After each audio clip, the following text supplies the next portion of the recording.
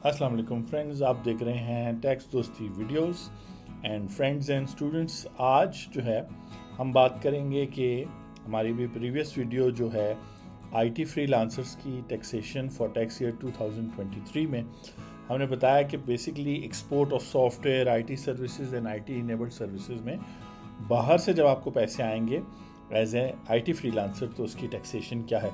तो एक बड़ा अच्छा सवाल पूछा गया है और वो पूछ रहे हैं कि जी please make a video on difference between foreign income, foreign remittance, export proceeds and their treatment in ITRs. तो मैं रिपीट करता हूँ, आज हम डिस्कस करेंगे और मैं साथ में दो चीज़ें क्लेरिफाई कर दूँ कि ये इतना मुश्किल सवाल है कि इस पे ये जो एक्सप्लेनेशन देख रहे हैं ये तो सिर्फ जनरल इन्फॉर्मेशन है और फिर आपने इसके बाद टैक्स दोस्ती टीम से या अपने कंसल्टेंट से मशवरा करने के बाद इन चीज़ों पे अमल करना है जो आपको बताई जा रही है, क्योंकि ये हाईली टेक्निकल चीज़ें। सिंपल करके मैं बताऊंगा कि फॉरेन इनकम, फॉरेन रेमिटेंस और एक्सपोर्ट प्रोसीड्स में क्या फ़र्क है। तो इस वीडियो में ये सवाल पूछा है और अब जो है ना इसके लिए हम जाते हैं और टैक्स रिटर्न को देखते हैं कि जी एक बिजनेस इंडिविजुअल के इसलिए क्योंकि एओपी यानी पार्टनरशिप और कंपनी की रिटर्न्स में वेल्थ स्टेटमेंट नहीं होती। तो फॉरेन उनकी सोर्स इनकम तो हो सकते हैं जिस तरह यहाँ पे बिजनेस इंडिविजुअल में शो हो रहा है, लेकिन उनकी वेल्थ स्टेटमेंट नहीं होगी तो फॉरेन रिमिटेंस वगैरह के हवाले से बात नहीं हो सकेगी। तो इंडिविजुअल पर्सन को जब बाहर से पैसे आते हैं, पॉइंट नंबर 1, तो उसको आप generally banking channel, money changers वगैरह सब उसको फॉरेन रिमिटेंस करते हैं। फॉरेन रिमिटेंस टैक्सेबल है कि नहीं, जैसे इनका सवाल था, तो वो डिफ़िकल्ट है जब तक आपको मज़ीद ना पता चले कि फ़ॉरेन रिमिटेंस किस चीज़ की थी, किसने भेजी थी और किस वजह से भेजी थी और आपका क्या रिलेशन है उस शख्स के साथ, तो उस वक्त तक जवाब नहीं दिया जा सकता। तो एक स्टैंडर्ड जवाब मैं दे रहा हूँ ताकि एक बेसिक क्लैरिटी हो जाए, क्योंकि अब जब आप टैक्स रिटर्न हम ये देख रहे हैं इसके अंदर ये जो हेड्स ऑफ अकाउंट्स हैं इसमें फॉरेन सोर्स और एग्रीकल्चर का अपना हेड है, इसको अभी हम देखते हैं। लेकिन ज़्यादातर कंसल्टेंट्स ये गलती करते हैं कि जैसे ही उन्हें पता चलता है कि किसी शख्स को फॉरेन रिमिटेंस आई है वो यहाँ फॉरेन सोर्स में डालते हैं, उसको एग्जम्प्ट कर देते हैं और फिर चले जाते हैं। तो बेसिकली अब अगर आप किसी भी इनकम को इस खाने में डालेंगे, ठीक है ना जी, और हम जो है चलते हैं फॉरेन सोर्स के टैब पे, ठीक है जी, ये टैक्स चार्जेबल है, यहाँ पर हम आ गए, ये आप देख सकते हैं इससे प्रीवियस वाला ये फॉरेन सोर्स का जो पेज है। अच्छा, ये जो टैक्स रिटर्न आप देख रहे हैं बिजनेस इंडिविजुअल की, ये जो है नॉर्मल टैक्स रिटर्न है, इसलिए जब इसकी फॉरेन इनकम का सेक्शन ओपन करेंगे तो हेड वाइज फॉरेन इनकम और लॉस का हेड होगा। अगर सैलरीड इनकम की टैक्स रिटर्न ओपन करेंगे उसमें फॉरेन सोर्स में सिर्फ फॉरेन सोर्स इनकम के नाम से एक हेड होगा। तो आप परेशान हो जाएंगे कि यार मैंने तो बिजनेस इनकम डालनी थी, या मैंने कैपिटल गेन डालना था फॉरेन सोर्स, या मैंने सैलरी इनकम डालनी थी। तो इसकी क्लासिफिकेशन वहाँ पे यानी सैलरीड पर्सन की रिटर्न में फॉरेन सोर्स इनकम जो है वो एक ही हेड होता है, जबकि नॉर्मल रिटर्न जो बिजनेस इंडिविजुअल्स और बाकी लोगों के लिए होती है उसमें सारे हेड्स ऑफ अकाउंट भी होते हैं, इंक्लूडिंग फॉरेन सोर्स में भी सारे हेड्स ऑफ अकाउंट होते हैं।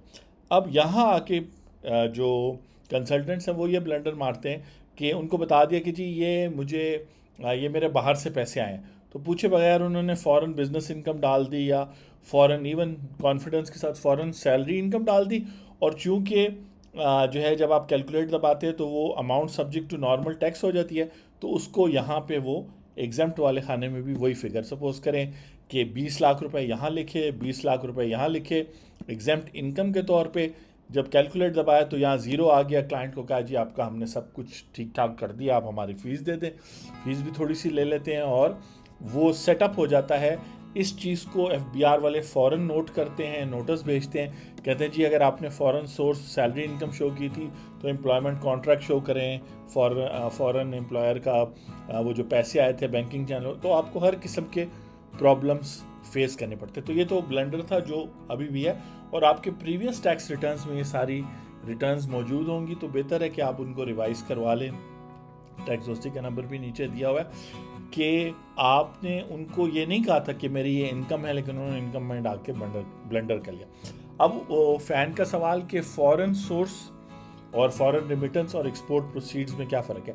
तो बेसिकली हर एक पैसा जो बाहर से आता है उसको जनरली फॉरेन रिमिटेंस कहते हैं बैंकिंग की ज़ुबान में, लेकिन इनकम टैक्स की ज़ुबान में अगर वो पैसा आपको आपके खुद से आपकी प्रॉपर्टी आपके बाहर आपके नाम पे है, या बिजनेस आप कर रहे हैं, या वो प्रॉपर्टी आपने बेची है कैपिटल गेन्स, या आप बाहर एम्प्लॉयड है, हो सकता है कि आपका सैलरी कॉन्ट्रैक्ट हो, आप पाकिस्तान में अभी आए हों, या इस तरह की वर्किंग हो कि आपकी सैलरी है और फॉरेन सोर्स इनकम के तौर पे फिर आपने यहाँ पे शो करनी है। वो इनकम इसलिए है कि वो पाकिस्तानी टैक्स लॉ के मुताबिक भी सैलरी बनेगी, यानी जिस तरीके से जिस वजह से आप वो इनकम रिसीव कर रहे हैं, मैं सैलरी के हवाले से एक्सप्लेन करता हूँ।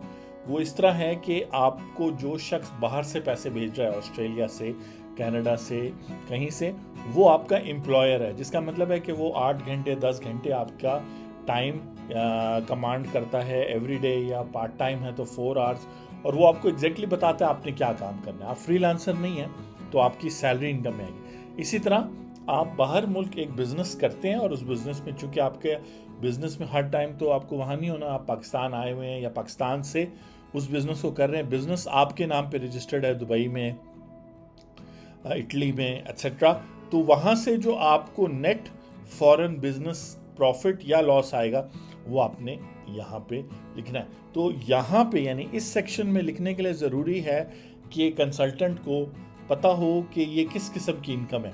और सेक्शन 101 पे हमने डिटेल्ड वीडियो भी बनाई थी। इस वीडियो में मैं लिंक भी आपको दे रहा हूँ, या तो शुरू की वीडियो का लिंक होगा, या दरमियान में या एंड पे जो वीडियो का लिंक शो होगा वो सेक्शन 101 की इंटरप्रिटेशन है। तो जो बिजनेसेस पाकिस्तान में काम करते हैं वो लोकल हैं और वो यहाँ इनकम फ्रॉम बिजनेस के हेड के नीचे आएंगे। जो बिजनेस इनकम आपको पाकिस्तान से बाहर आप अर्न करते हैं वो यहाँ आएगी। तो ये जो फॉरेन रिमिटेंस आ रही है आपने यहाँ तब डालनी है जब आपके कंसल्टेंट को पता हो कि ये किस किस्म की एक्टिविटी, और ये पाकिस्तानी टैक्स लॉ के मुताबिक कैपिटल गेन के हेड के नीचे आती है, या प्रॉपर्टी इनकम के हेड के नीचे आती है, या बिजनेस। और ये चीज़ें जो है अगर आपको क्लियर नहीं है कि बिजनेस इनकम आप जानना चाहते हैं टैक्स पेयर, तो हमने CA, ACCA, ICA में जो प्रोफेशनल स्टूडेंट्स हैं और MBA स्टूडेंट्स हैं जो टैक्स पढ़ते हैं उनके लेक्चर स्टार्ट किए। तो हम बेसिकली सैलरी इनकम का सेक्शन 12 है, बिजनेस इनकम जो है वो सेक्शन 18 है, उन सेक्शंस की बेसिक लॉजिक एक्सप्लेन कर रहे होंगे उन लेक्चर्स में आने वाले दिनों में। तो आप वहाँ से फिर क्यों ले सकते हैं कि अच्छा। लेकिन मैंने जैसा कहा कि हाईली टेक्निकल चीज़ है कि फॉरेन बिजनेस इनकम या लॉस जो है यहाँ पर अगर आपने डालना है तो आपको पता होना चाहिए कि वाकई में ये जो फॉरेन रिमिटेंस आई थी ये जो है आपके बिजनेस इनकम थी या सैलरी थी। अब अगर एक्सपोर्ट प्रोसीड्स जो है ना उसको आप फॉरेन रिमिटेंस नहीं कहेंगे। एक्सपोर्ट प्रोसीड्स का मतलब है कि आपने एक्सपोर्ट की थी अपनी बिजनेस सर्विस। तो हम चलते हैं बिजनेस के सेक्शन में, और बिजनेस के सेक्शन में बहुत सारे सब टैब्स हैं।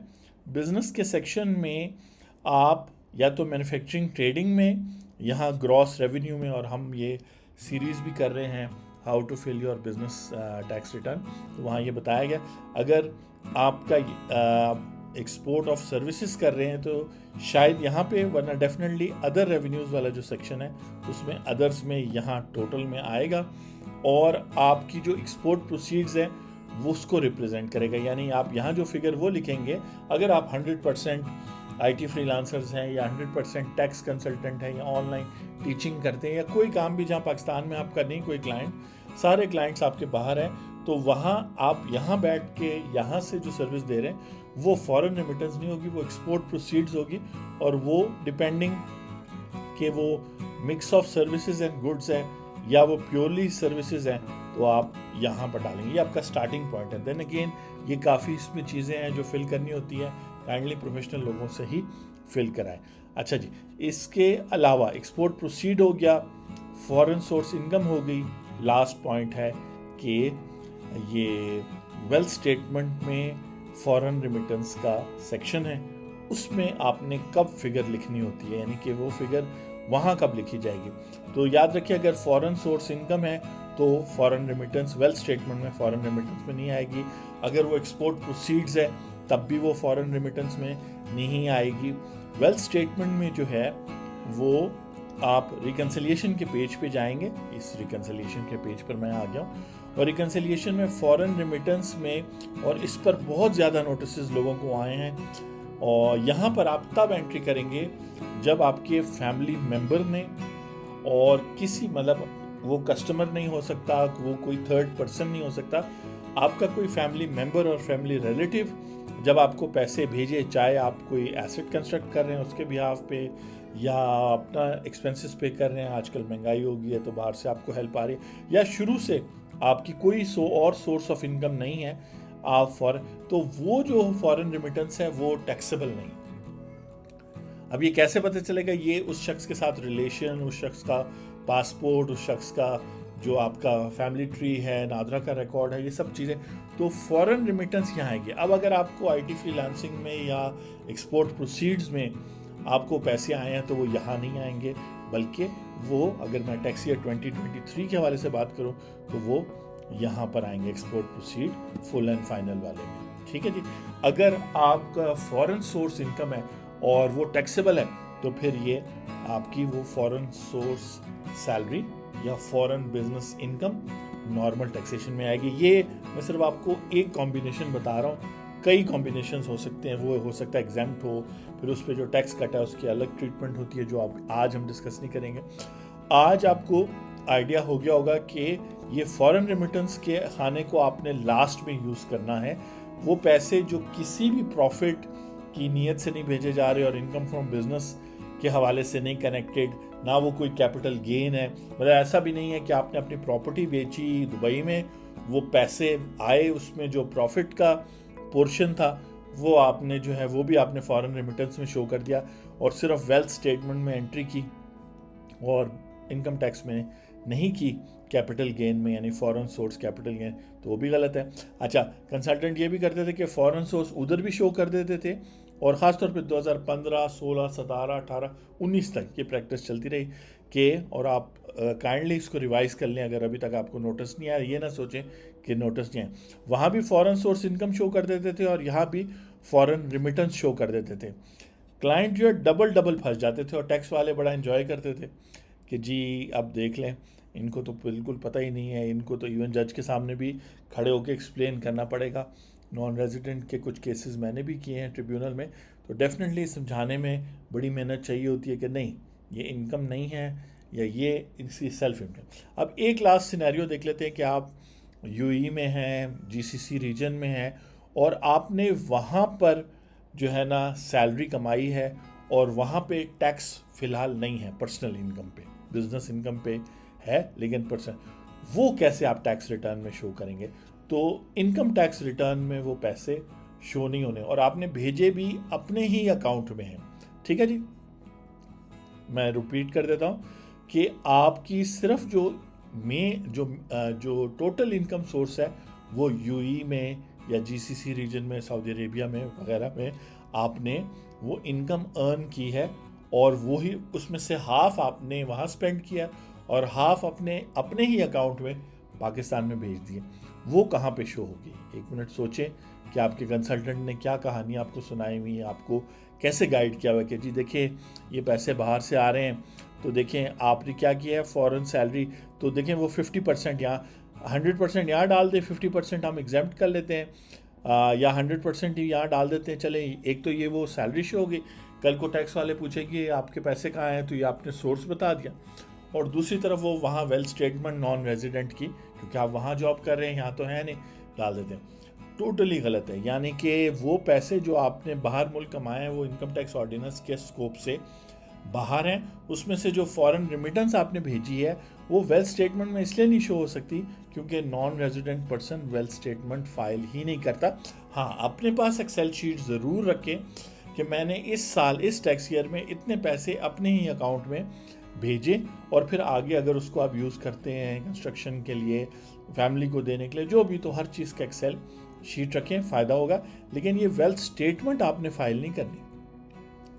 वहाँ भी उस शो कर दिया कि जी अच्छा आपकी सैलरी थी से 75 लैक्स, वहाँ शो हो गया, उसको एग्जाम्प्ट में डाल दिया। अब ये जो बार बार मैं कह रहा हूँ कि एग्जाम्प्ट में ना डालें, उसकी वजह ये है कि कंसीलमेंट ऑफ इनकम की डेफिनेशन टैक्स ईयर 2020 से शामिल हो चुकी है इनकम टैक्स लॉ में, और कंसीलमेंट की एग्जैक्ट उन्होंने 4-5 कंडीशंस दी। एक कंडीशन ये है कि जब आप इनकम टैक्स रिटर्न फिल कर रहे होते हैं और उस इनकम टैक्स रिटर्न को फिल करते हुए आप किसी भी इनकम को जो है वो एग्जाम्प्ट क्लेम कर लेते हैं। यानी कि मैं यहाँ पर आता हूँ और यहाँ किसी भी हेड ऑफ अकाउंट पे, ये तो खैर हम बिजनेस वाले में आगे हैं, ठीक है जी। अब मैं यहाँ आ जाता हूँ और यहाँ आप ग्रॉस रेवेन्यू डालते हैं और आगे एग्जाम्प्ट के पॉइंट ऑफ व्यू से आप यहाँ पे डाल देते हैं, और फिर यहाँ पे amount subject to normal taxation zero हो जाती है और वहाँ फॉरेन रेमिटेंस शो कर देते हैं। ये सब खिचड़ी पका देते हैं। जब भी आप अमाउंट ये एग्जाम डालेंगे और आपके पास सेकंड शेड्यूल या किसी सेक्शन का हवाला नहीं होगा, तो वो उस सारी अमाउंट को कंसीलमेंट ऑफ इनकम लेंगे और उस पर टैक्स लगा देंगे। अब आप पे है कि ख़ास तौर पे टैक्स ईयर 2019 तक की अपनी रिटर्न्स चेक करें, कंसल्टेंट ने क्या किया, और मेरा मशवरा तो ये कि 21 और 22 की भी चेक कर लें। अभी मौका है, रिवाइज़ कर लें। वेल्थ स्टेटमेंट अगर 2015-16 में भी ये ब्लेंडर अवेलेबल था, वो रिवाइज़ नहीं हो सकती। 17 वाली भी मेरा ख्याल है आप करेंगे तो प्रॉब्लम होगा। 18, 19, 20, 21, 22 5 साल की वेल्थ स्टेटमेंट भी रिवाइज़ करें। अगर आपकी फॉरेन सोर्स इनकम थी और आप नॉन रेजिडेंट थे तो टैक्स रिटर्न, एक तो नॉर्मल टैक्स रिटर्न जाएगी नहीं, दूसरी जाएगी। और अगर आप रेजिडेंट हैं तो फिर आपने अपनी एक्सपोर्ट प्रोसीड्स बिजनेस में शो करनी है, बाहर के बिजनेस को फॉरेन सोर्स में शो करना है। भाई और रिलेटिव्स के भेजे हुए पैसे जिनका कंप्लीट प्रूफ है आपके पास और मनी ट्रेल है, वो वेल्थ स्टेटमेंट में डायरेक्टली जाएंगे रिकन्सिलिएशन के खाने में। और लास्ट सवाल जो इस फैन ने तो उन्होंने नहीं पूछा था, लेकिन लॉजिकल क्वेश्चन है कि चाहे एक्सपोर्ट प्रोसीड्स हो, वो तो खैर डॉलर से रुपये में कन्वर्ट हो जाती है क्योंकि स्टेट बैंक का फॉरेन एक्सचेंज मैनुअल है 1947 का लॉ और रूल्स के पाकिस्तानी रुपीज़ में ही कन्वर्ट होने at the rate of state bank. वो भी हम आपको बताएंगे कि स्टेट बैंक का रेट कैसे मालूम करना होता है। लेकिन ख़ास तौर पे अगर आपको फॉरेन रिमिटेंस आती है या आपको फॉरेन सोर्स इनकम आती है और आपका डॉलर अकाउंट है पाकिस्तान में, तो डॉलर को आपने उस डेट पे जिस महीने आया, या फिर जो वेल्थ स्टेटमेंट होती है वो 30 जून के हिसाब से होती है, जैसे इस दफ़ा 30 जून 2022 की होगी, तो आपने उसको कैसे कन्वर्ट करना है ये आपको इसका रूल भी बताएंगे। सेक्शन 71 है कि हर एक अमाउंट जो यहाँ एंटर होगी, तो मैं आ जाता हूँ यहाँ पे वेल्थ स्टेटमेंट में, एसेट्स में एक कॉमन चीज़ कि बेसिकली जब आप इन्वेस्टमेंट में अकाउंट यानी बैंक अकाउंट वगैरह एंटर करते हैं, तो डॉलर अकाउंट जो है अगर आपने एंटर करना है तो वो तो डॉलर में ही है। यानी अब आप डॉलर्स ही होल्ड करें 30 जून 2023 को से $10,000 होल्ड करें, उस दिन क्या रेट था, तो अगले सेगमेंट में हम आपको बताएंगे कि स्टेट बैंक, मतलब गूगल पे सर्च करके गूगल शीट या एक्सेल शीट डाउनलोड कर लेनी है। उसमें 1957 से लेके 2023 तक के मंथली रेट्स भी हैं, हर एक करेंसी के, यूरो के भी, ऑस्ट्रेलियन डॉलर के भी, यूएस डॉलर के भी, और आप कैसे जो है उसको यूज़ करेंगे। और 30 जून को अगर आपके पास $10,000 है तो आपने क्या रेट यूज़ करना है, डॉलर का, यूरो का, जो भी करेंसी आप होल्ड करें। तो चाहे कन्वर्जन करनी हो ड्यूरिंग द ईयर, वो भी आपको क्लियर हो जाएगा। लेकिन याद रखिए जब भी हम फॉरेन एसेट्स की बात करें, एक और बड़ा इंटरेस्टिंग यहाँ पे सेक्शन है, जैसे एसेट हेल्ड आउटसाइड पाकिस्तान। ये वो मैं सारे सिनेरियोज बता रहा हूँ जहाँ, क्योंकि एक्सपोर्ट प्रोसीड्स और फॉरेन रेमिटेंस तो किसी हद तक बैंकिंग चैनल या मनी चेंजर की वजह से कन्वर्ट हो जाते हैं, और आप अपना अगर विजिलेंट है तो आप उनका एक्सचेंज रेट भी उस वक्त का मालूम करके कागज़ पे लिख लेते हैं। फ्यूचर में कभी क्वेरी हो तो आप बता सकते हैं। ये जो एसेट्स हैं ये डॉलर या यूरो या येन में रहते हैं। यानी कि अगर आपकी कोई इन्वेस्टमेंट है, आपने शेयर्स ख़रीदे हुए हैं, ये जारी बात है जिसकी वजह से आपको वहाँ बिजनेस प्रॉफिट हुआ है, डिविडेंड्स, फॉरेन डिविडेंड्स आए हैं, वो फिर इनकम फ्रॉम अदर सोर्स में जाएंगे, तो इस तरह करके। तो ये एसेट हेल्ड आउटसाइड पाकिस्तान 30 जून को जो आपने प्रॉपर्टी होल्ड की हुई है, गाड़ी है कोई आपकी, और पार्टनरशिप में इन्वेस्टमेंट की है, यहाँ पर आपने डॉलर्स या येन में नहीं लिखना या दिरहम में नहीं लिखना, रुपीज़ में लिखना है। तो वो जो एक्सेल शीट है वो आपको गाइड करेगी। आई होप कि हमारे जो फैंस हैं उनको भी इन्जॉय किया होगा। क्वेश्चन बहुत इंटरेस्टिंग था, क्योंकि चाहे आईटी फ्रीलांसर है, चाहे स्टे एट होम, क्योंकि स्टे एट होम स्टूडेंट्स हैं, मॉम्स हैं, जो लोग भी हैं वो क्रेडिट कार्ड के थ्रू ऑनलाइन पेमेंट्स कर रहे हैं, उनसे फिर डिडक्शन भी हो रही है। तो जहाँ भी foreign currency, foreign remittance, export project, और बहुत सारे कंसल्टेंट जो ये गलती कर रहे थे, अब उनका थोड़ा बहुत कॉन्फिडेंस हो जाना चाहिए कि ये चीज़ उनको सीखनी चाहिए। और ऑब्वियसली बुक्स अवेलेबल हैं, रीड करें।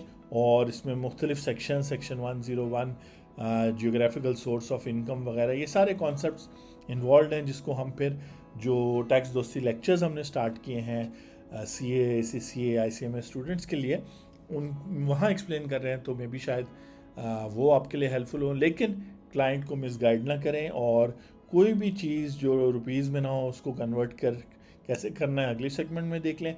क्वेश्चंस आप पूछ लें, कोशिश हम करेंगे कि जवाब दें। कुछ चीज़ों का जवाब देना पॉसिबल इस तरह नहीं है कि वो बहुत सारी चीज़ों से लिंक्ड होते हैं।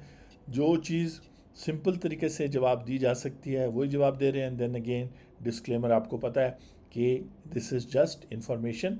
आप जब अपने फैक्ट्स बताएंगे कंसल्टेंट को, उन फैक्ट्स को नोट डाउन करेगा, टैक्स लॉ के साथ कंपेयर करेगा, फिर वो क्लासिफाई करेगा। अकाउंटिंग रूल्स और फाइनेंशियल अकाउंटिंग रूल्स और टैक्स रूल्स सेम है। दोनों का मकसद है कि जब ट्रांजैक्शन हो जाए, प्रॉफिट लॉस हो जाए, जो भी हो जाए, उसको प्रॉपरली क्लासिफाई करें। तो ये सारे हेड्स ऑफ अकाउंट्स हैं और वेल्थ स्टेटमेंट हैं।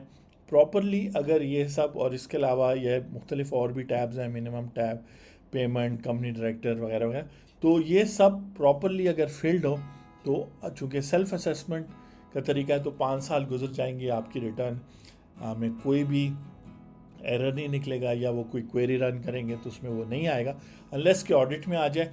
और 5 साल होने के बाद ये फॉर एवर क्लोज हो जाता है, अनलेस कि उनके पास कोई मनी लॉन्ड्रिंग की, या कोई क्रिमिनल एक्ट की, या किसी और लॉ की खिलाफ वर्जी का प्रूफ आपके अगेंस्ट आए। उसके अलावा ये रीओपन नहीं हो सकती आपकी टैक्स रिटर्न। तो पाकिस्तान में 4.1 मिलियन टैक्स पेयर्स यानी 41 लाख्स हो चुके हैं। जब टैक्स दोस्ती स्टार्ट हुई थी आज से 2017 में, तो काफ़ी लोगों ने डिस्करेज किया था कि जी टैक्स उससे दोस्ती नहीं हो सकती। उस वक्त लेस दैन, मतलब तकरीबन 8 लाख 6 से 8 लाख लोग टैक्स फाइलिंग करते थे। टैक्स दोस्ती की वीडियोस अब हम 735 वीडियोस हो चुकी हैं, और कम से कम 5 इयर्स हमारे चैनल को भी हो गए हैं। तो टैक्स दोस्ती की वीडियोस देख के काफ़ी लोग जो है समझ गए हैं कि ये इतनी कोई मुश्किल चीज़ नहीं है, और लाइबिलिटी रिटर्न ना फाइल करके ज़्यादा है।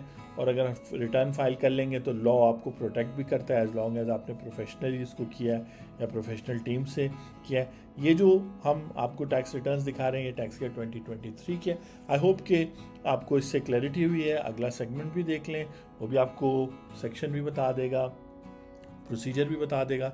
लेकिन काइंडली जो है प्रोफेशनल जो नेटवर्क है लोगों का जिन्होंने मेहनत की है, जैसे नदीम भट्ट साहब की किताब हम यूज़ कर रहे हैं, चार्टर्ड अकाउंटेंट ने 1998 से टैक्स प्रैक्टिस कर रहे हैं, बड़ी बात है।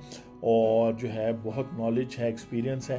तो ऐसे लोगों को जब तक आप इंसेंटिव नहीं देंगे, तो ऐसे लोग मार्केट से चले जाएंगे और एरियाज़ में चल जाएंगे, यूई कॉर्पोरेट टैक्स में चल जाएंगे, अमेरिका चले जाएंगे वगैरह वगैरह।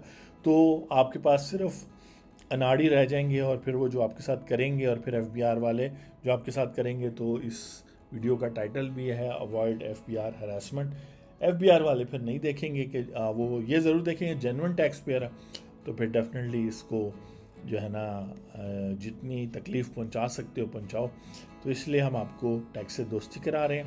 एफबीआर वालों को भी फ्यूचर में लेक्चर देने का मौका मिलेगा, उन्हें कस्टमर सर्विसेज के बारे में बताएंगे। जैसे टैक्स दोस्ती में हम काफ़ी देर कस्टमर से बात करते रहते हैं, क्योंकि फैक्ट्स हमें नहीं पता होते, फैक्ट्स आपने बताने हैं, लॉ हम अपडेट होते हैं। तो इस तरीके से मिल के टैक्स रिटर्न फाइल करते हैं, और आप अपनी टैक्स रिटर्न्स प्रीवियस देखें, गलतियां आइडेंटिफाई करें, रिवाइज करवाएं, और आपसे अगली वीडियो में मुलाकात होती है।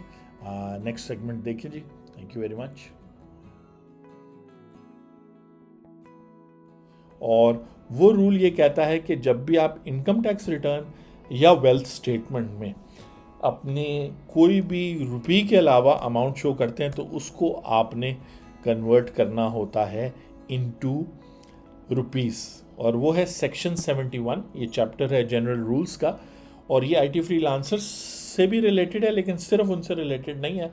हर वो शख्स, इवन हाउसवाइफ हो सकती है, उनकी टैक्स रिटर्न हो सकती है, उनका डॉलर अकाउंट हो सकता है पाकिस्तान में हो, या कोई भी रेजिडेंट हो सकता है, उसके फॉरेन अकाउंट्स हो, फॉरेन प्रॉपर्टी हो, तो every amount taken into account under this ordinance shall be in rupees. इसका मतलब है इनकम टैक्स रिटर्न में भी और वेल्थ स्टेटमेंट में भी जो भी डॉलर, यूरो और कोई भी करेंसी होगी अदर देन रुपी, उसको आपको रुपी में कन्वर्ट करना होगा। अब उसको कन्वर्ट कैसे करेंगे? Where an amount is in currency other than rupees. अब 1 जुलाई 2022 को IT फ्रीलांसर्स का टैक्स ईयर 2023 स्टार्ट हुआ, और इसी तरह और लोगों का भी। और आपको जुलाई में 14 जुलाई 2022 को आपको आपकी पहली पेमेंट आती है, और वो आप बैंकिंग चैनल के थ्रू कन्वर्ट कर लेते हैं। लेकिन वो आपको जो रसीद देते हैं उस पर कोई कन्वर्जन रेट वगैरह नहीं लिखा होता, बस वो आपको रुपीज़ में दे देते हैं, और उसमें से कुछ और डिडक्शंस भी करते हैं। तो एग्जैक्ट आपको नहीं पता चलता कि उस दिन क्या डॉलर का, स्टेट बैंक का डॉलर का क्या रेट था। तो वो ये कह रहे हैं कि where an amount in a currency other than rupees, the amount shall be converted into rupees at the State Bank of Pakistan rate applying between the foreign currency rate applying between the foreign currency and rupee on the date the amount is taken into account for the purpose of this ordinance।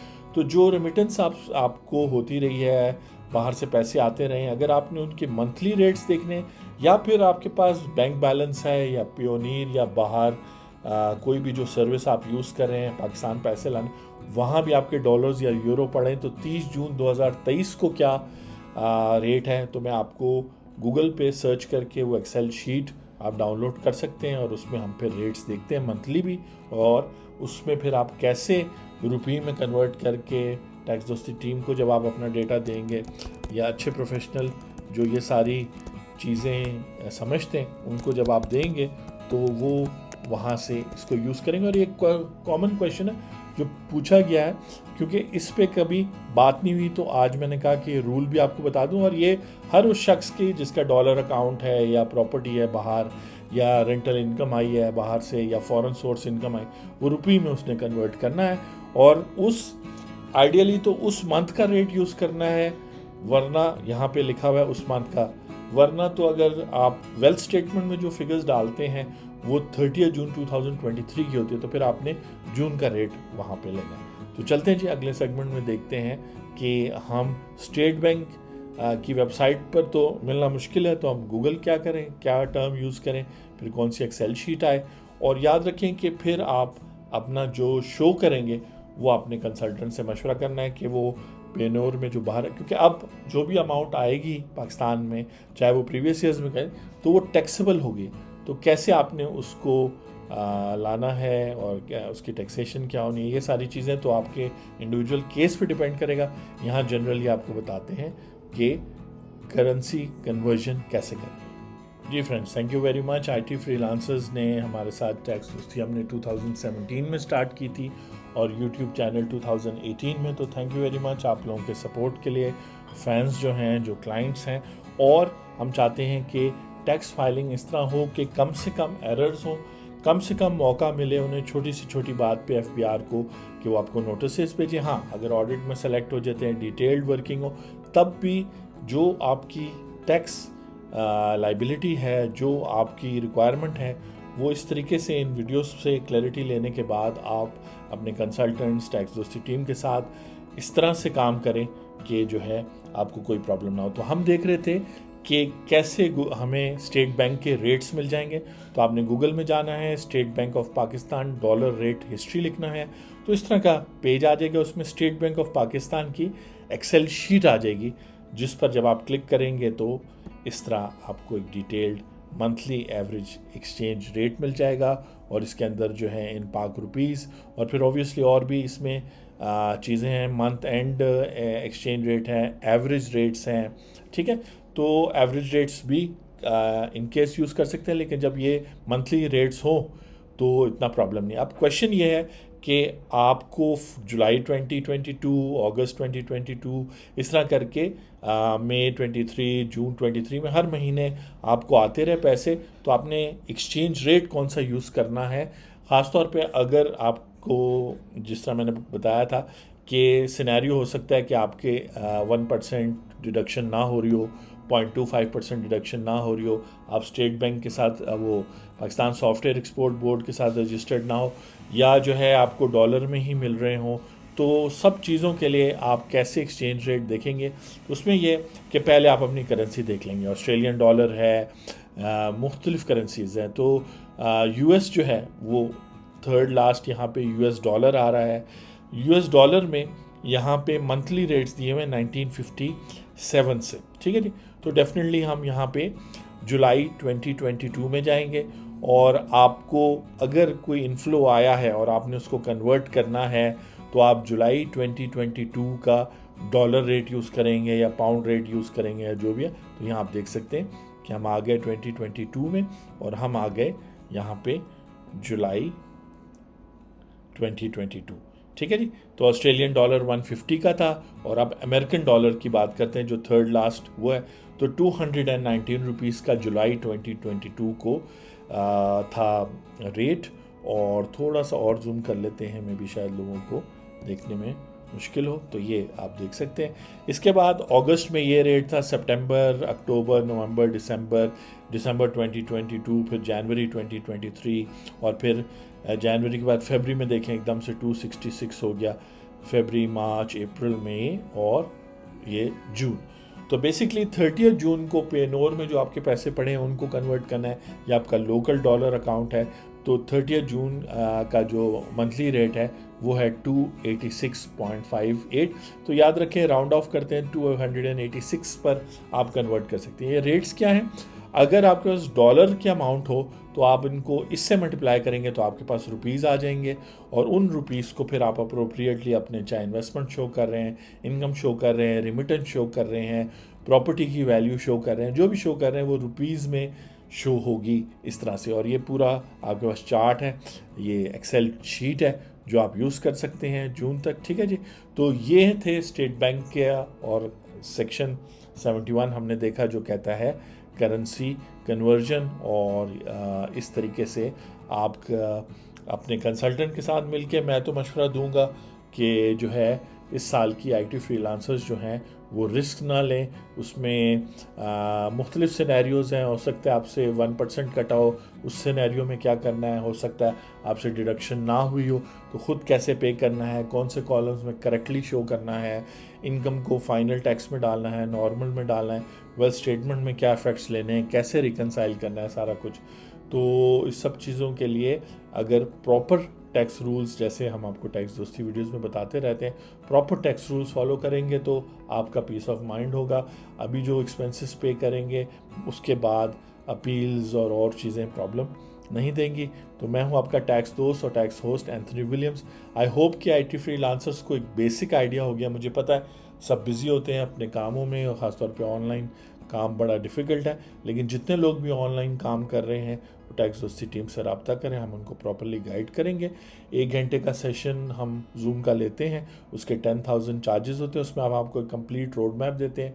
कुछ लोग जो अब tax net में आ रहे हैं, चूँकि tax पे करना होगा आईटी फ्रीलांसिंग के हवाले से, तो वो जब आईरेस में अकाउंट बनाएंगे वो प्रीवियस ईयर्स के भी आए होंगे नोटिस है। तो काइंडली हर नोटिस को, हर ऑडिट नोटिस को, हर टैक्स फाइलिंग के नोटिस को सीरियस लें, क्योंकि अब गवर्नमेंट को टैक्स ज़रूरत है, और वो बिला वजह आपके जेन्युइन केस में, क्योंकि आई फील कि 100% जो लोग ये ऑनलाइन काम कर रहे हैं, जेन्युइन काम कर रहे हैं, उनकी टैक्सेशन मिनिमम है, उनको टैक्स लॉ से फ़ायदा उठाना चाहिए, इसलिए टैक्स नेट में आना चाहिए। टैक्स दोस्ती का मिशन स्टेटमेंट है, building our nations tax character, one tax payer at a time. अगली वीडियो में आपसे मुलाकात होती है। कोई क्वेश्चन हो तो आप नीचे यूट्यूब वीडियो के कमेंट्स में पूछ सकते हैं। और ये हमारा अपडेटेड वर्जन था टैक्स ईयर 2023 के लिए, आईटी फ्रीलांसर्स के लिए। फाइनेंस एक्ट 2023 आ चुका है, तो बेसिकली टैक्स ईयर 2024 के लिए भी गाइडेंस हम जल्द इशू कर रहे होंगे। Have a nice day. मैं हूं आपका टैक्स दोस्त और टैक्स होस्ट एंथनी विलियम्स।